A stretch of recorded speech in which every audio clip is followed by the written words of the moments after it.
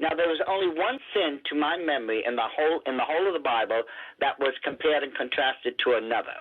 Now, we know, according to the Bible, one sin is likened to another. There is no difference.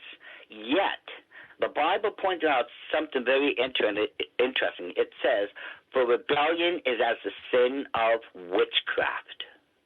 Now, why would that be? It was through rebellion that Satan fell, and it was through Satan we got witchcraft. But rebellion is as the sin of witchcraft. So the number 13, meaning the number of depravity and rebellion, the whole of it, 13, 6, and 7, would say it was through depravity and rebellion that man is placed above God. That's the pattern that the Gregorian calendar is based on. And holidays, other holidays, the major ones most of us celebrate, are separated by either 13 days or 13 weeks. The Illuminati never, and I mean never, will make any major move unless gematria or numerology, either one, and astrology lines up. They will not make a move unless they both agree with each other. It never happens.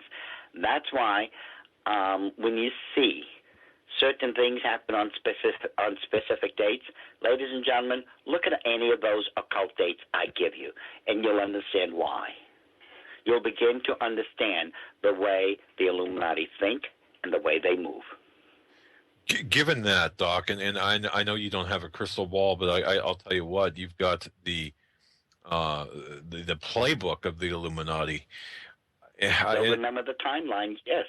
Yeah. Now, I don't want to take you into some place you don't want to go, but right now we're seeing this chaos across the world here. In my view, Illuminati engineered. Anything that we should be watching for, given given all the heavenly signs, from the blood moons to the dates coming up here, May 1st, April 19th to May 1st, it just seems like everything is kind of lining up this year or starting this year that it's going to get bad. I mean, we still got some time left, not a lot. Okay, but I would honestly say, as I said, I still remember the timelines from when I was in.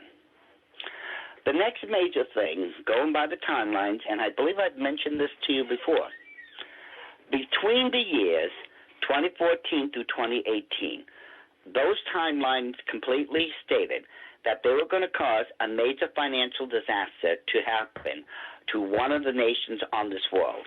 Now, that was almost 50 years ago. And at that time, they didn't put in what nation. I did not see a nation there that they had chosen at that time.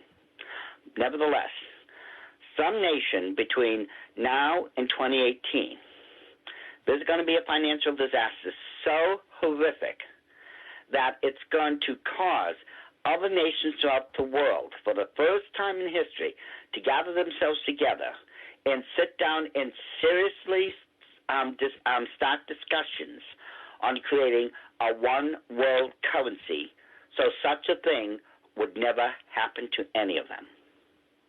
Wow. Because... Oh, yeah. And the Illuminati, if they wrote it down, they're going to do it.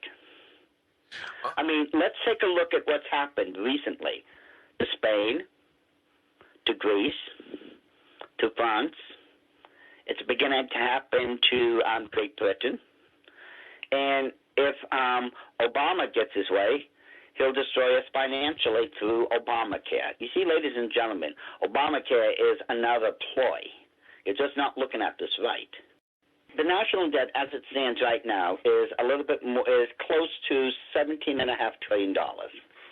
Now, somehow, the usurper to the White House, Barack Obama, has doubled the entire national debt of all previous presidents.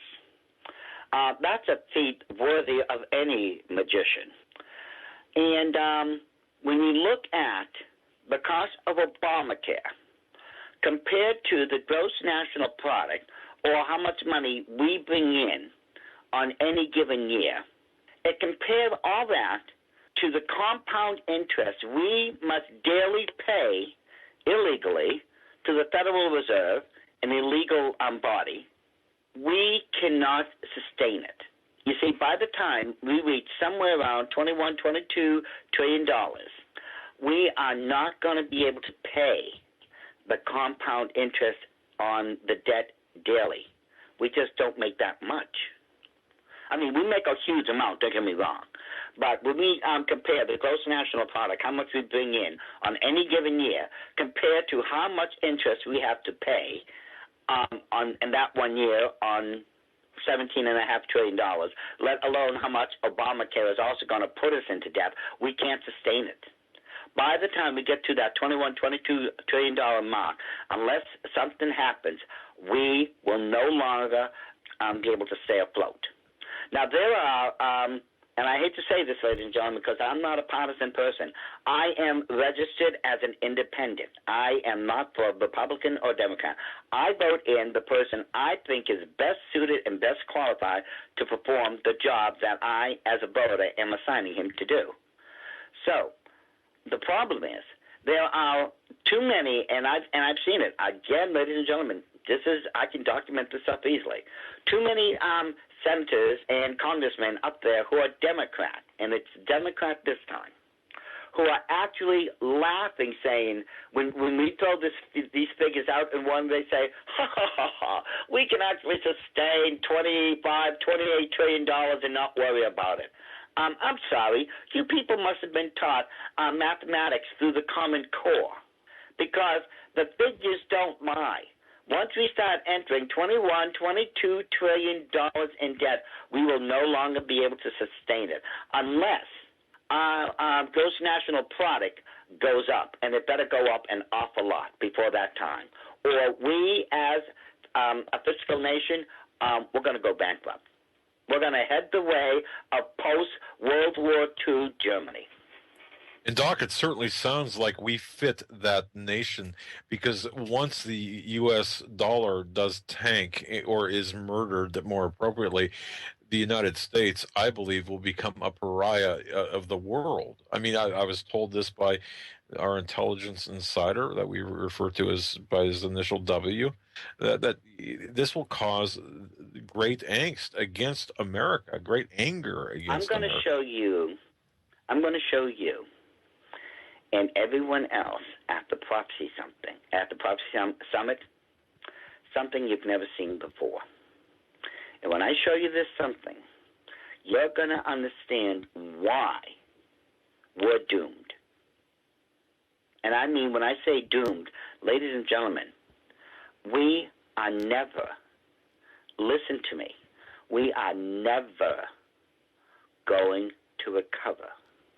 The die has already been cast. We are doomed. And I don't say that lightly. In order to understand, and so many people ask me this, they call up, they write me in emails, and they ask me, Doc, what is going on? It doesn't make sense. Well, in order to understand the present, we have to go into the past so we can make sense of the future. And I'll tell you right now, once you do that, there is no doubt about it, we are doomed. We are never going to recover. Mark my words. Oh, we might be able to bounce back somewhat financially speaking if they get rid of Obamacare and start, taking care of, the piggy bank. But ladies and gentlemen, America is a failed experiment. We are not going to make it. In the Unresolved Problem segment tonight, the real state of the American economy. This week, President Obama practically proclaimed that the economy has never been better. America's economy is not just better than it was 8 years ago. It is the strongest, most durable economy in the world. By almost every economic measure, America's better off than when I came here at the beginning of my presidency.